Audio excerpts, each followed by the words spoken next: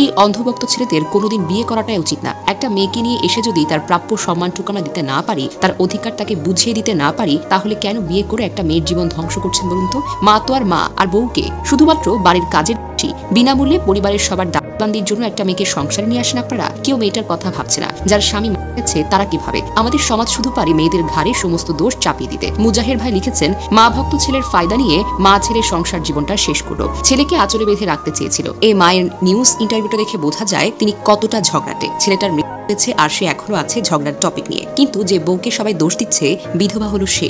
সংসার হারালো তার শাশুড়ির জন্য, সংসারেও শান্তি পেল না দিন শেষে। দোষ এই অভাগী বউটার ঘাড়ে চাপানো হয়েছে। আর এই মায়ের 2 ছেলে ও মেয়ে আছে। ছেলের শোক সে অন্য কোনো সন্তান দ্বারা কাটিয়ে নেবে, অথচ চার দেয়ালে কি ঘটছে তা কেবল এই মেয়েটাই সহ্য করছে। কোনো মেয়েই খারাপ বউ হতে আসে না, তাকে খারাপ করে শাশুড়ি নামক মহিলাই। এই জন্যই বলে মা ভক্ত পুরুষের বউ কখনো সুখী হয় না।